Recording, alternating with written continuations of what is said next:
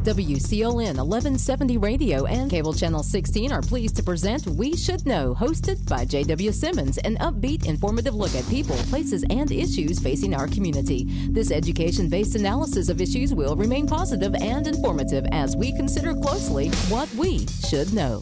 Welcome back, ladies and gentlemen. We Should Know is on the air. My name is JW Simmons. I'm your host.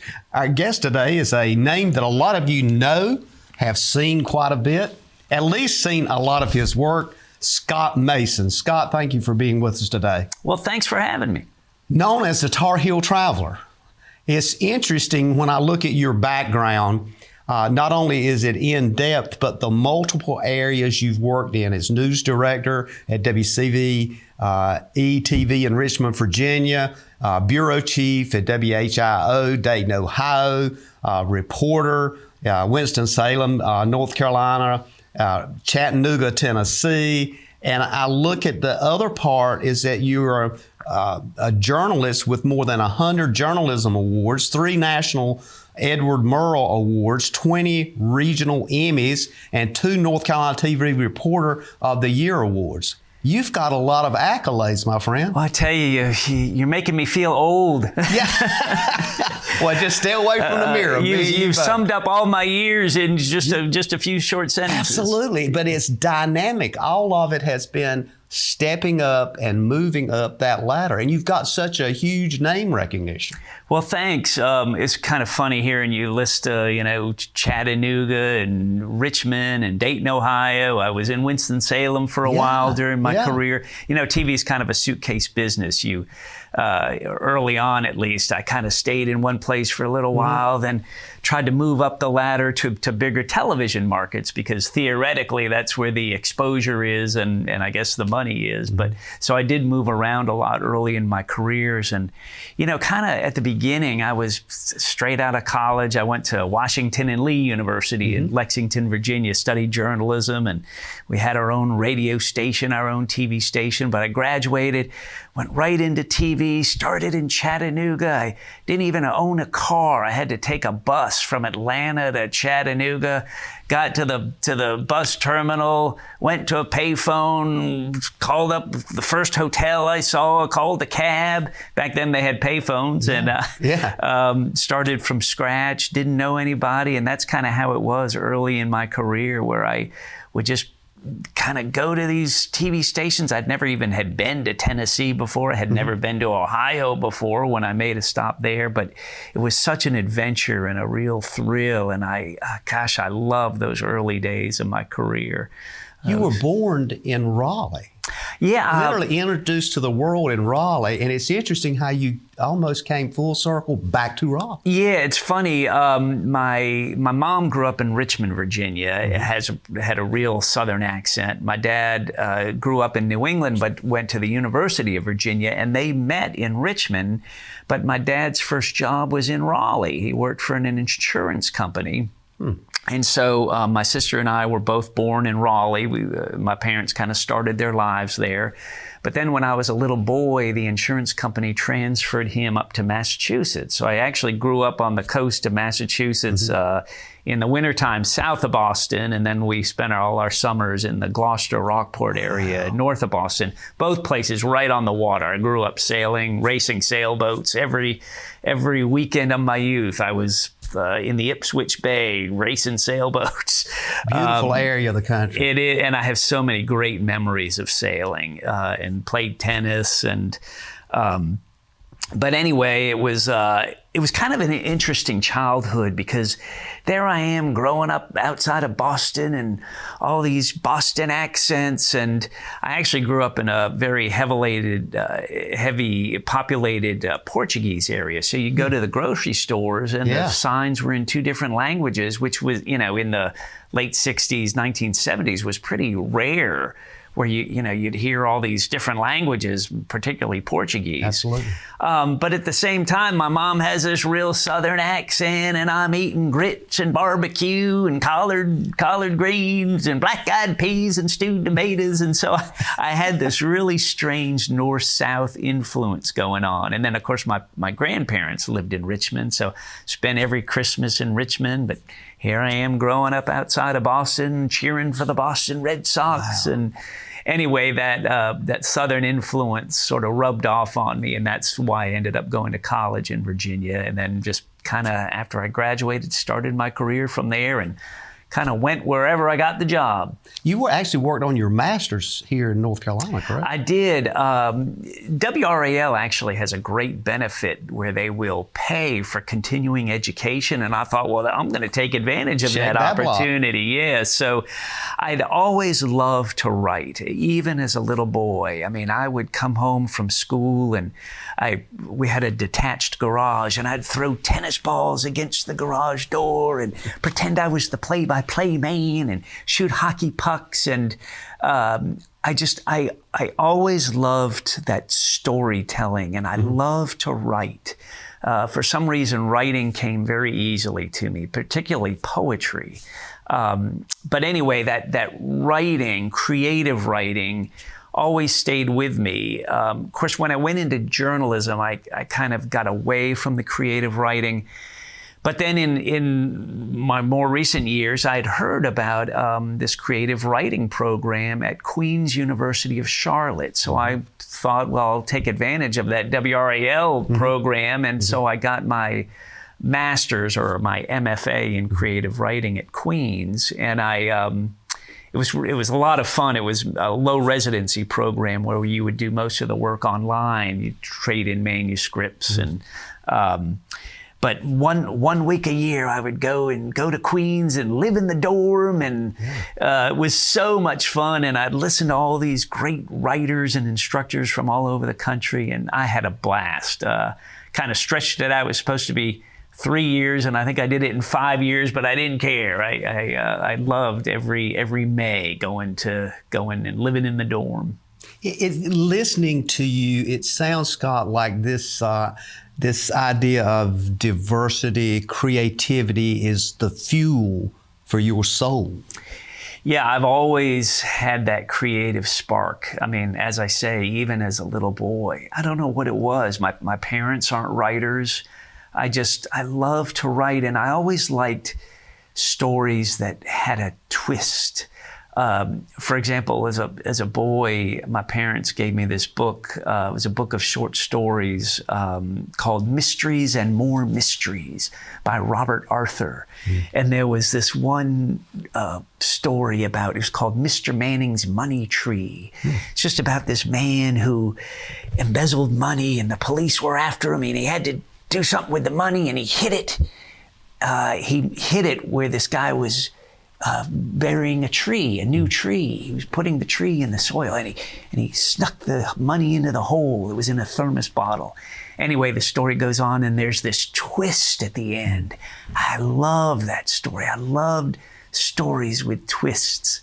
Another book that had a huge influence on me, and my dad gave me this book when I was probably 10 or 11 years old. It was a book of poems by Robert Service. He writes ballads, The Cremation of Sam McGee, and the Dangerous Dan McGrew, and they're these kind of rollicking rhythms, but they all have a beginning, middle, and end. And they all often have a twist to them. And the plot, and the twist, and the rhythm of the writing, I swear it got into my veins. And that one book had a profound influence on me, I think. And the way Robert Service wrote, he oftentimes wrote through the viewpoint of a camera, where the camera, there's one particular poem that I memorized word for word called Yellow, which is kind of a morbid poem. But anyway, the camera is in the back watching the action, and then the camera zooms in and something takes place, and then the camera comes back. And I was thinking, as I was reading, thinking about it visually, even from that young age, 10, 11, 12 years old.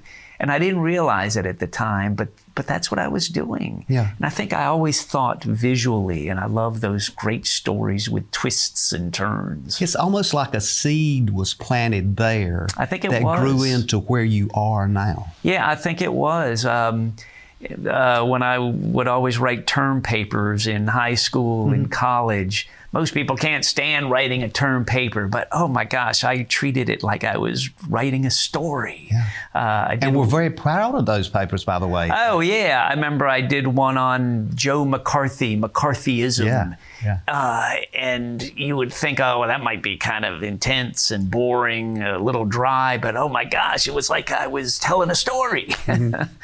So those are the kinds of things I think that mold us, that maybe we don't see at the time. I guess so. But it was interesting also as I read that your expectation was high for those stories you wrote even as a child. Because you would turn the paper in, as I understand, and you would expect at least an A, maybe even an A+, and sometimes you got disappointed. Well, you know, sometimes my grades weren't that good. Exactly. I mean, I generally did well in English. But you had the expectation. But I remember distinctly in college having to write a paper for my journalism teacher, and I was so proud of it. I can't remember what the topic was, but I told it like a story. Well, he handed it back and had a big red ink, and it said, Mason, melodrama went out decades ago. Yep. See, you know. Yeah. So, and it kind of crashes you, you know. Yeah, it does. So I kind of had to rein that part of me in a little bit. Which tells me that one of the things I want to talk about when we come back from break is this idea of the importance of resilience and looking at your life story, which is what I'm really doing here. You've already zeroed in on that, is right. that we're looking at Scott Mason's life story, that it led you down paths that you were willing to take. And some of those paths, when we come back, also there were some opportunities that occurred, and some of those were at WRAL, and which really excited you because you haven't been in this field as a Tarheel Traveler really that long when you look at it. And I want to get a feel for that. So we'll be back. Ladies and gentlemen, we'll be back in a moment. We're talking with Scott Mason about his story, and we will also get into some of the stories he's done. We'll be back in a moment. Providing fewer commutes, more backyard offices, and crystal clear meetings. Providing less, you froze up, and more presence in your presentations. Providing a better internet experience. Providing possible. You're out for an evening on the town. Finally a chance to relax and forget that you left your front door completely unlocked. Fortunately, you just installed a security system from Star Communications. With just your cell phone, you can check on your house, lock it down, light it up, and get back to relaxing. You forgot to put Buster in his crate. Unfortunately, we can't help with that. Security and automation from Star Communications. Call today to find out more. Most aging adults want to stay in their homes as long as possible. And as your loved ones get older, you want to support them, even when you can't be there. Star is proud to offer Star Alert. This new system is now mobile and has GPS compatibility, so your loved ones can live their lives and you can have peace of mind, knowing they can get the help they need with just the simple push of a button. The new Star Alert also offers automatic fall detection, so help will be alerted even if they can't press the button. Call and ask about Star Alert today. Welcome back, ladies and gentlemen. We Should Know's on the air. We want to thank you for being with us today. We're talking with Scott Mason. Scott, thank you for being with us. I should add to that, some folks may be listening because we air on radio and TV. Some folks may be listening to the radio and just turn the radio on and they hear me say Scott Mason and they probably think, is that the Scott Mason I know with WRAL that does all these wonderful stories? Well, yes, it is. It is that Scott Mason. But we're really getting a good insight of Scott Mason, the person.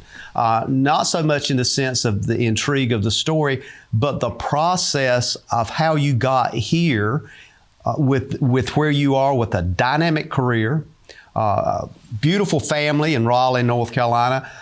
But that path didn't just start and end there. It took some winding and maneuvering and went to a lot of places. So Let's talk about the resilience of Scott Mason in the sense of some of the things that I've read and that you shared here in the first segment that you've done required you to be pretty brave to get out there. A lot of folks today say, I wouldn't go in those places. But you, as you pointed out, it was kind of like you had your toothbrush in one hand and a small bag in the other, and here you went. Well, the news business can be pretty tough. A lot of competition out there. And I have actually been lucky. I mean, it's almost been miraculous how I landed some of my jobs. Of course, when I graduated, I went right. My goal was to be a television news reporter, to cover news, to cover, the murders and fires and car wrecks and all that kind of thing.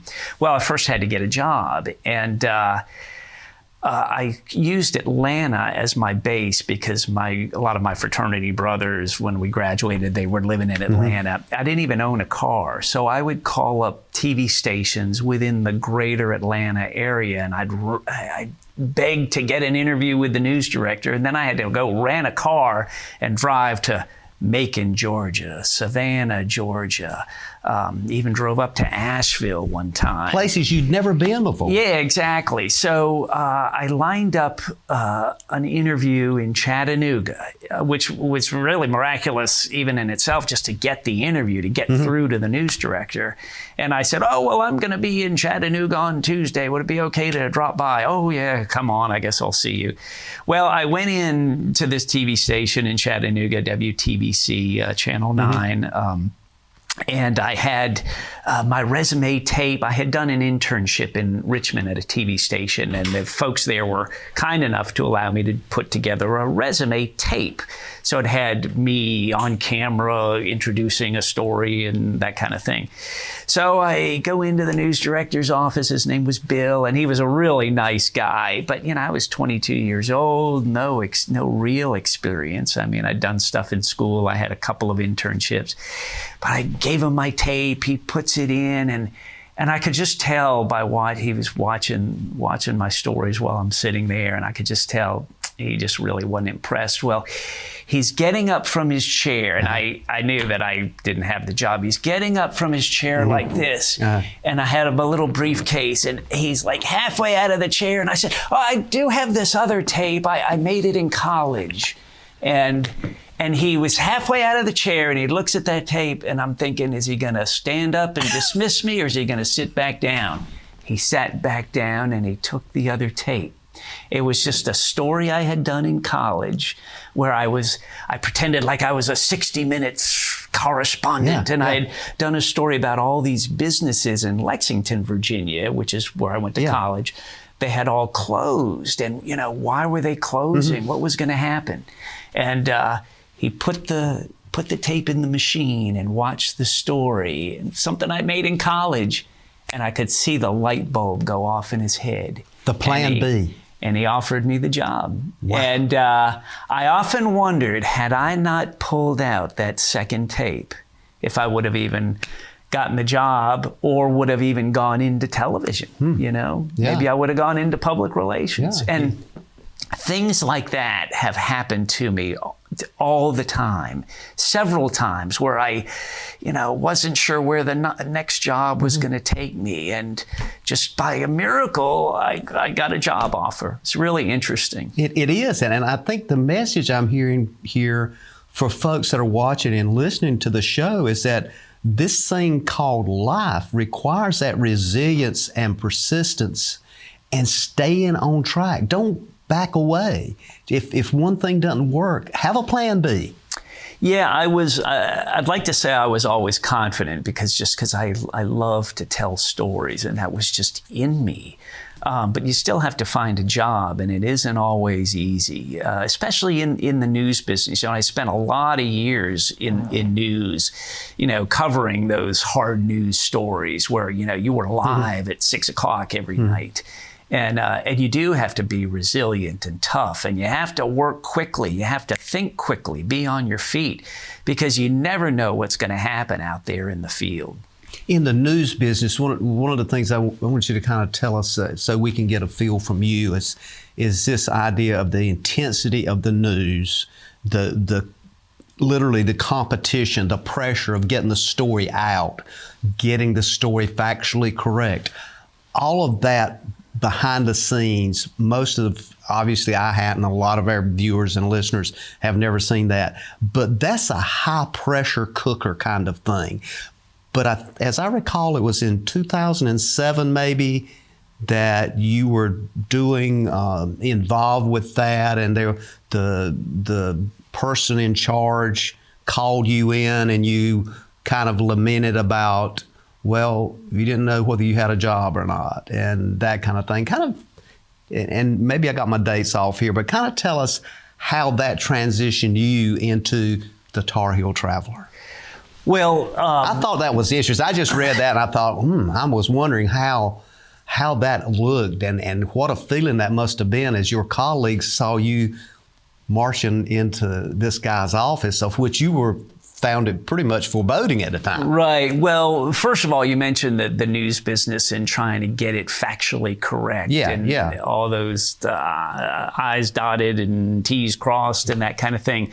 You really have to do that. I mean, you have to be accurate. And it was always drilled into me in college that you have got to get everything perfectly correct, grammatically correct, factually correct. Sources. You have to be fair, double sources, that kind of thing.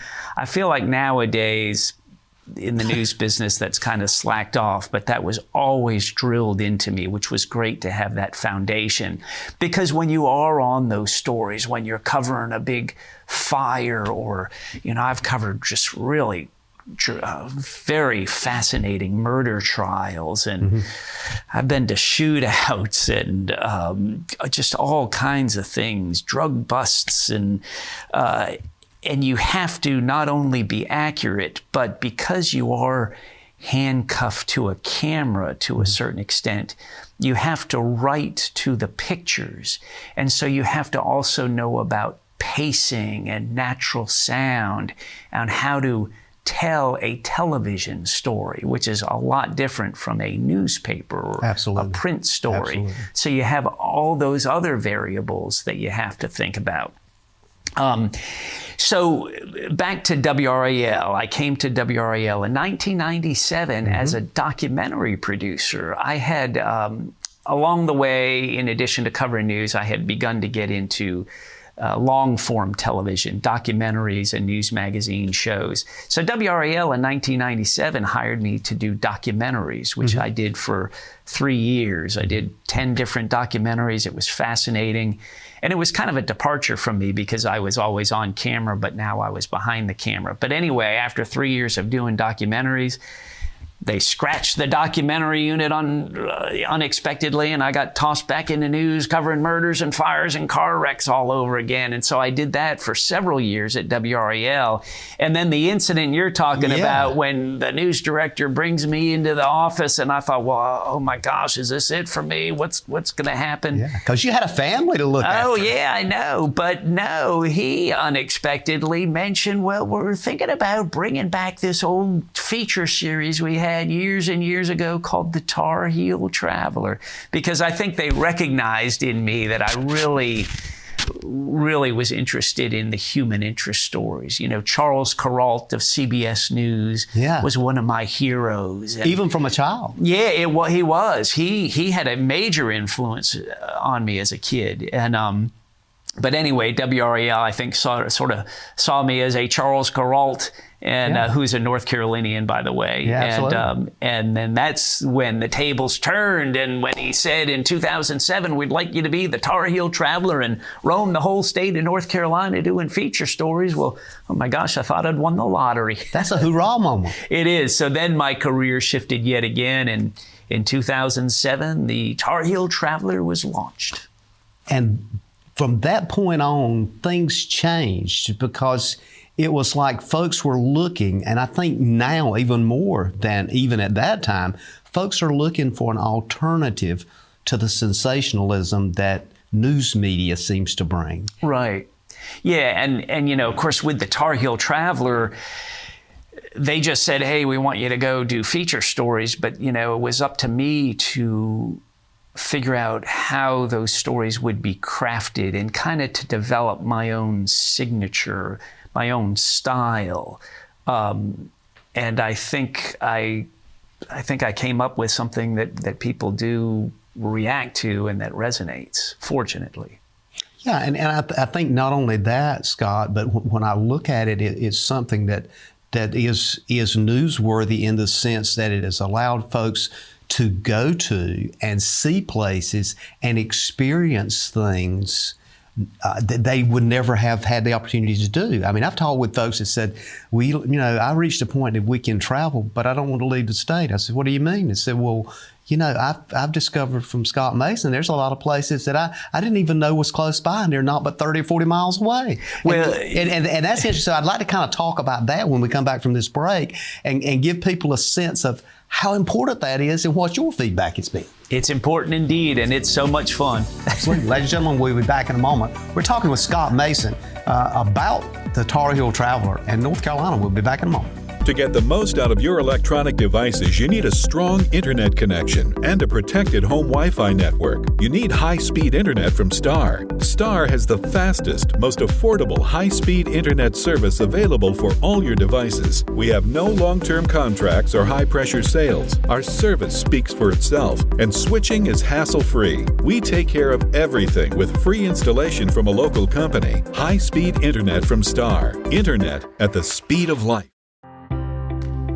Just because something may work doesn't mean it's right for your business.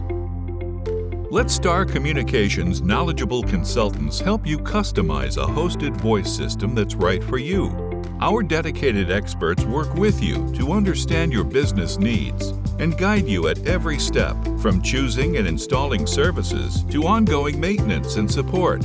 Contact Star today. Ladies and gentlemen, welcome. JW Simmons here, your host. The name of the show is We Should Know. Our guest is Scott Mason. Scott, the Tarheel Traveler, and your name is logged together. In the day, as old folks like me sometimes say, back in the day, Charles Kuralt was on the road, the Tarheel Traveler. When you became familiar with Charles Kuralt, it's my understanding from what I read that at that younger age, you said, that's what I want to do. Yeah. So you had that somehow planted in your brain.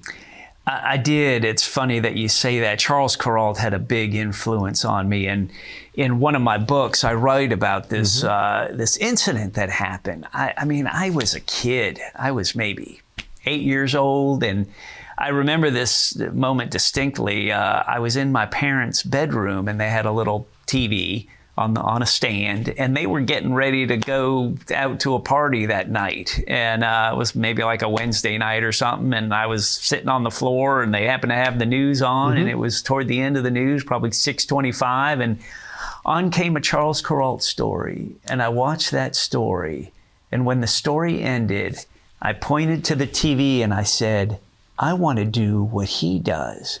And I remember my mom was looking at herself in the full-length mirror, and she turned around, and my dad was tying his tie, and he turned around, and they said, what? And they kind of laughed, you know. And I pointed again and said, that's what I want to do. And I mean, as a little boy, I mean, I swear I was probably 8 years old. And that feeling really never left me. In fact, I went to this elementary school. It was grades 1 through 9. And when you got ready to graduate, so you're in 9th grade. How old are you in 9th grade? 14, maybe 15? Yeah. Anyway, one of the things we had to do was to do this copper plaque. It was made out of copper, and you would shape it into something that said something about yourself. You know what my shape was? It was a microphone and a pen. Wow. And then they mounted it on the wall of the school. So there are all these copper plates, you know. And mine, back then, 14, 15 years old, I had a microphone and a pen, you know. Just kind of always But at 8 there. years old, you projected to some degree where you are today sitting in this studio. I think I mean, I really feel like God had a plan, and I was destined to do this. Really, I really honestly feel that way, that this is my calling. It was something that I was led to do, Now, I haven't always done the human interest stories. I've covered lots of, bad things. I've seen car wrecks and that kind of thing. But in a way, I think that has helped too. It has told me something about storytelling that has ultimately led to the Tarheel Traveler, to doing the human interest stories and the feature stories. Charles Kuralt said, there's got to be room for that kind of thing in news. There's got to be room for creativity and for revealing the human condition. It can't be all mug shots and that kind of thing. I mean, you have to have a little slice of life in there. And I think that that's what people still crave. What do you touch on this for me, looking at your depth of understanding from the Charles Kuralt experience from 8 years old, and you fast forward, and you mentioned a while ago in some of your early years when you were reaching out, you would have, obviously, I remember this very well, and you'd have to stop at a phone booth to use a phone and those kinds of things. We're in a new platform now of immediacy, of sensationalism, of connectivity that has not been seen, I guess, in the history of the world. How has that affected storytelling and stories and understanding people? I think it would be important for folks to know from your perspective, what's your thoughts on the whole media platform today, and how do you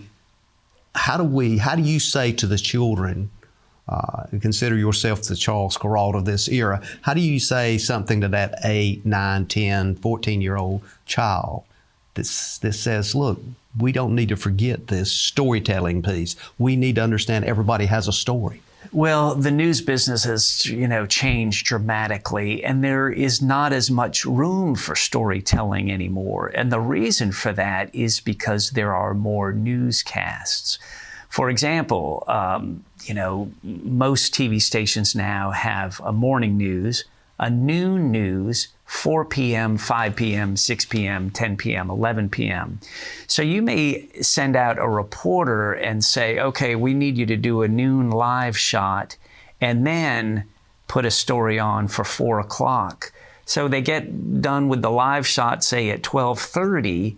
Well, they only have, say, 2 hours to shoot a story because by 2:30 they've got to edit to get ready for the 4. So they don't have time to develop a story, to interview the people they need to, and to craft a piece.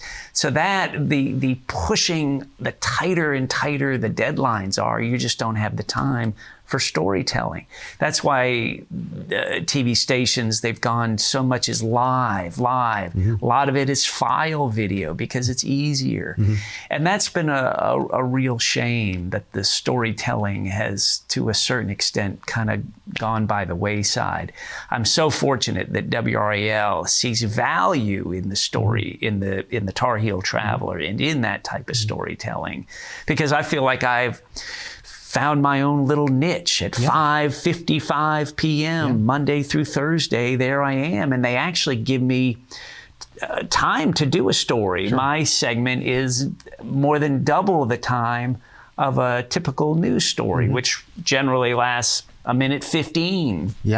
My Tarheel Traveler stories are almost 3 minutes. Which is unheard of. Well, and to the average person, 3 minutes, you can tell a story in 3 minutes. That sounds so fleeting, but actually that's a lot of time, and you can pack a lot of information into that amount of time.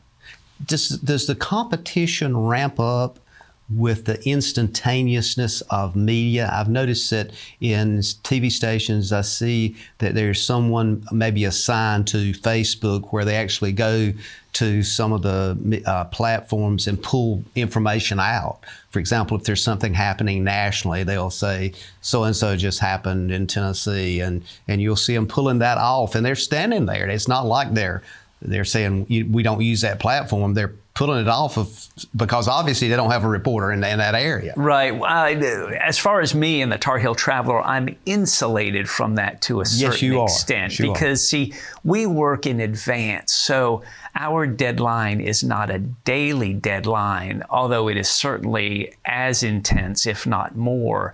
But say I'm shooting a story today, well, it may not air for a week, 2 weeks, 3 weeks even. Although we're constantly shooting, I'm constantly having to write and to edit. And you mentioned like social media. I do have to handle those. I mean, I have to post on Facebook. I'm conscious about, you know, say if just last week I was shooting a story at a donut shop and I took pictures of the donuts and posted that on Instagram and said, hey, look for this coming Tarheel Traveler story. To me, those are, to some extent, distractions because it's taking my time away from what I need to be doing. But they're necessary. But they are necessary in this day and age. I mean, I have a very large social media following on Facebook, LinkedIn, Instagram. Thousands. And so, so you do have to still deal with that. You do have to deal with some of the technologies of today. You know, I remember, you know, it wasn't that long ago when I was actually typing my scripts on a typewriter and using whiteout, and that was in the mid-90s. We just put people into shock by you saying that. I know. What is he talking about? I know. Now it's all computers, and it has gotten, just turning on my computer, you know, I have to do my username and then a password, and then I have to get one of those token IDs. It takes me 5 minutes just to power up my computer. Because we got to deal with security issues. Charles Kuralt would be shaking his head. Exactly. So the dynamic of change has not only been warp speed, but the expectation is to have some, as you just pointed out, still posting things on that page to keep folks kind of, I guess, geared to that. This show called Tarheel Traveler is going to come on, and this is something you want to see. In the instance of having it timely, I've got about a minute here before we go to break, but in being timely, is it important to have timely information as well as having file information? I mean, it's not immediacy, but it is timely. Well, timely, I'm always conscious of anniversaries. For example, baseball season is about to begin, so I look to do a baseball story. You know, there are all kinds of anniversaries that I look to tie in stories to. There's, in the fall is the ghost stories, you know, Halloween, so I try to do ghost stories then, that kind of thing. I actually have an anniversary list on my computer, and I always check, I got to do that story. Seasonal relevance. Exactly. Springtime, we're planning a photo essay just on pretty flowers, dogwood trees, azaleas. We're planning to air that in about a week or two. Yeah, which I think people look at and they see things that they would not have seen had you not done that. Right, my point. right. And even though we know it's there, you give them an opportunity to see it. I mean, the Tarheel Traveler, I can do stories on anything, but I do, as much as I can, try to make them timely and to fit the season or fit the time. Well, we're going to take a break and continue to sip the sweet tea and have the good conversation. We're coming up on our last segment, and in this segment, I'd like to really get in and kind of get a pictorial highlight of some of the books you have written, which are quite tantalizing. And to me, the art of the book is in a lot of the commentary you have put in there, which also explains some of the history with Scott Mason that we've discussed today. So we'll be back in a moment and continue this discussion. Ladies and gentlemen, thank you for being with us. We've been talking with Scott Mason. We're coming up on the last segment and trying to get into some of those last things that I want to get Scott cover. Call a friend, stay tuned. We'll be back in one moment. Experiencing slow internet? If you have a fast internet package, the problem is most likely your wireless router. With more devices using Wi-Fi, your wireless router may not be able to deliver the speed and coverage you need. We now have the leading solution to enhance your internet experience. Using small devices in a mesh network, these Wi-Fi appliances cover just about any size home so that all your devices can operate to their fullest potential. Whole home Wi-Fi from Star Communications. Get the most out of your internet connection. Eastern North Carolina is a beautiful place where we gladly choose to call home. and we strive to provide the best communications services. STAR is committed to improving communications to all our service areas because we want to improve the communities where we not only work, but also live. STAR Communications. We are neighbors serving neighbors. Star 16 is your channel for local announcements, event information, and scenic camera views from surrounding areas. Enjoy local programming such as At the Table and the We Should Know Show, along with other special community presentations. Star 16, bringing the local community to your living room. Ladies and gentlemen, welcome back. Thank you for being with us today. We look forward to seeing you each and every week. We thank you for your comments and your commentary sent to weshouldknowedu@gmail.com, weshouldknowedu@gmail.com. Also, you can reach us, just simply drop us a card at Post Office Box 1482, Clinton, North Carolina. Always look forward to hearing you, particularly if we're on the street. Sometimes folks will stop me in a store and say, I heard so-and-so, why didn't you ask them this? Or can you get so? I love to hear from you, so continue to reach out, and I look forward to talking to you each and every week. We're talking with Scott Mason today. Scott, you've kind of encapsulated a very interesting career that you have been through, and as you were talking and I was listening, I started seeing all these paths I would like to stop and say, well, let's go down this path. Let's go down. And if we did that, we would be looking at a semester of talking. So I don't know that there's enough sweet tea and conversation to keep us going, but I wanted to touch on something that you've done that adds to the visual and verbal piece, and that's the books that you have authored. And we have 5 of those books on set today. One of them I wanted to start with, which is this book called Faith and Air. The book actually, for me, and I don't want to get in too much detail. I don't want you to do that. But it was one of those things that you talk about in that it may have at the time or any time, it seems to upset news people. And as you mentioned in the book, they may squirm around in their leather chairs because we're fixing to talk about faith, really? But one thing I want to read, and then I'm going to let you speak to this book.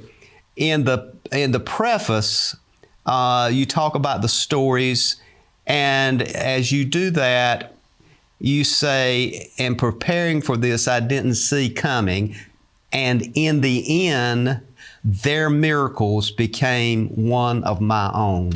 That was a powerful statement. It's like you literally found this as a cornerstone in your life and career. Well, yeah. The way the book began, I believe this was my third book, third sort of Tarheel Traveler book, although it's not really a Tarheel Traveler book, and it's kind of the sleeper of the 5 books that I've written, because it, for example, it has no pictures in it, whereas the others do. This is a powerful. Yeah. But what happened is, in the course of doing the Tarheel Traveler, doing these feature stories, I kept running into people who just off the cuff told me about some miracle that happened to them. For example, I was doing a story in Moore County in Pinehurst about this longtime golf broadcaster. He was in his 90s, but he was so full of life and he was so funny. And we were just doing a story about all these people that he had met. He'd broadcast the Masters Golf Tournament longer than anybody in history, more than 50 years. His name was John Durr. And he was telling me about all these presidents that he's played golf with, and he met Albert Einstein, even met Henry Ford, and he was about the hole-in-one that he got, and he was so funny. He was just very entertaining. So we do the Tarheel Traveler story. The interview's finished. We're taking down the lights. I'm just chit-chatting him while we're packing up the gear. And then he said, and then there's that time I died and came back to life. And I'm like, what? So he proceeds to tell me with a great deal of humor this story about him being in the hospital dying. They actually put the sheet over him and the doctor said, "Oh, he's nothing but a corpse." The guy, John, said, "First time I've ever been called a corpse in my life or in my death." Wow. But he told me about floating up to the hospital ceiling and everything that he had seen, and it was this miracle, and then he came back to life. And so of course, that had nothing to do with the Tarheel Traveler story we were doing at the time, but it was so fascinating, and I kind of put it in the back of my head. Well, many months went by, and I went and did a Tarheel Traveler story. It was around Thanksgiving, and this lady in Raleigh serving the homeless from her front porch, and she's dancing and shaking a tambourine, and very lively lady, funny. Well, then she turns to me and said, 10 years ago, I was in a car wreck, paralyzed from the neck down, was told I would never walk again. And there she is dancing on her front porch. And she tells me about this miracle. And I began just collecting these miracle stories that all came the same way, just very off the cuff. And I thought, it occurred to me, gosh, somebody really needs to document these miracle stories. So that's what I began doing. And I went and re-interviewed them in detail about their miracle story, then combined that with their Tarheel Traveler story, which was itself interesting. And then I kind of made it a memoir as well. And the miracle sort of that happened to me that you mentioned in the preface to the book was sort of how it changed me, kind of opened my eyes, I guess, a little bit. Strengthened my faith. But anyway, I wrote this book and I added a few essays, personal essays, things about my life in there, and kind of took a real chance with the book. Didn't even know if it was going to be published or anything. But lo and behold, it was, and has just generated a tremendous response nationwide. I often hear from people who thankfully say it's one of the best books they've ever read. Yeah. Well, it's so personal, but it goes into that area, as you point out in the book, it goes into that area that typically folks in media and TV don't want to get into, because I think they see it as somewhat controversial, but at the same time, I see it as something that needs to have more attention. Yeah, I think in the TV news business, news folks are always skittish about how to deal with religion and faith. To some extent, I think they are. I remember in the early days of the Tarheel Traveler doing a story about this place called 10 Commandment Mountain in the western part of the state near Murphy, where there's a huge hill and the 10 Commandments are written in these huge stone letters. It's a place called Field of the Woods, and 10 Commandment Mountain is one of the attractions. It's kind of almost a theme park, but it's a religious theme park, and I did a whole story on it. And at the time, one of the producers saw my script and said, "Oh, you should take this out about Jesus's tomb, and you should take this out." And he was very concerned about having it being too religious. So we did have to strike a little compromise there, but it's kind of interesting, that perspective.